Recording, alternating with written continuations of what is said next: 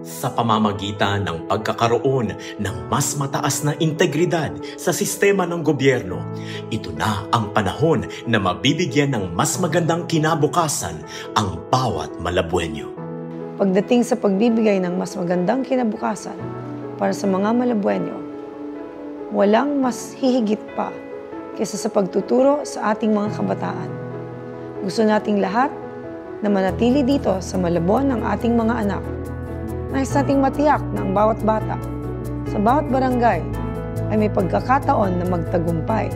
Kaya naman ginawa ng aking administrasyon bilang isang pangunahing prioridad ang edukasyon upang bumuo ng isang pangmatagalang kinabukasan ng kalidad na edukasyon at trabahong may magandang sweldo para sa mga komunidad na higit pa na nangangailangan nito.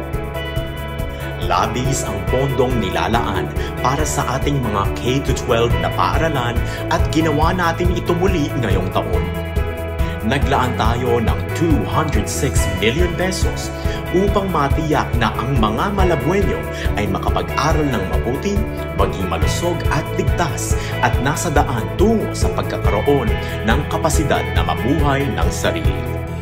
Nais natin na ang ating mga kabataang nagtapos mula sa City of Malabon University ay may mahusay na pinag-aralan at may magandang propesyon. Kaya tinitiyak natin na ang CMU ay naghahandog ng 100% CHED accredited na programa. Naglaan rin tayo ng 154 million pesos upang ang 6,000 mga mag-aaral nito ay makatanggap ng full scholarship. Sa CMU, sobrang visible naman po ng changes talaga nakita namin. Mas komportable po for the student. And of course po, syempre sa family ko rin po, hindi na nila kailangan paisipin po yung expenses for my education. Ako po ay nakatapos ng pag-aaral sa IELTS. Sa natanggap kong financial, doon po na nakatulong po sa akin ng sobra. Ginamit ko siya sa pag-aaral ko, pamasahe, pambaon, sa pagkain, at sa gastusin po sa school supply. Nais natin na ang lahat ng Malabueño ay huwag mawala ng pag-asa, magkaroon ng malinaw na landas at magandang kinabukasan. Tayo ay bumubuo ng isang mas magandang hinaharap para sa mga pamilya sa Malabon at dalhin ang bawat Malabueño sa landas tungo sa kasaganaan at mataas sa kalidad ng buhay. Upang mapabuti ang kalidad ng pamumuhay ng mga Malabueño, nagbigay tayo ng mas maraming vocational trainings at internship na programa at naglaan ng 20 million pesos para suportahan ang mga programang pangkabuhayan. Malaking tulong po siya kasi libre yung pag-aaral dito. Sagot na po ng government. Wala na po kaming gagastusin and may mga allowance po kami dito. And yung mga knowledge po makukuha namin is magagamit po talaga namin sa pagtatrabaho. Nakatulong ito hindi lang sa pangsarili ko, kundi din sa pamilya ko na nakapagbigay ako kahit papaano sa magulang ko. Kasi siya yung sumuporta sa akin. Marami pa akong natutunan.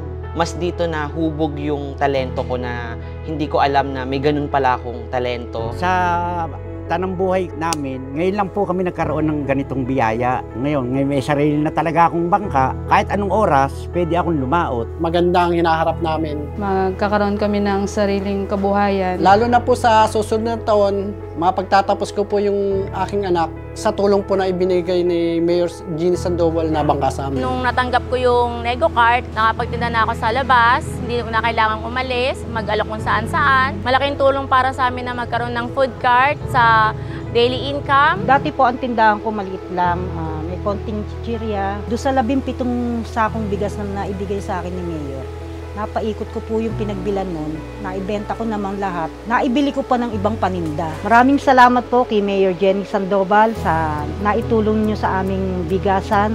Malaking tulong po sa aming kabuhayan. Maraming salamat po Mayor Jeannie Sandoval sa pagbigay tulong ng negosyo, Nego Card, nakakatulong sa pamilya ko. Nagpapasalamat po kay Mayor Jeannie Sandoval sa mga biyayang ibinigay niyo po sa amin. Lalong-lalo na po sa bangkang ipinagkaloob niyo po sa amin. Ito po ay isang malaking tulong po na inyo pong ibinigay sa akin pong pamilya. Maraming salamat po, Mayor Jeannie Sandoval. Lahat kaming mga isda na pagkalooban ng bangka, napakalaking bagay po ito sa amin.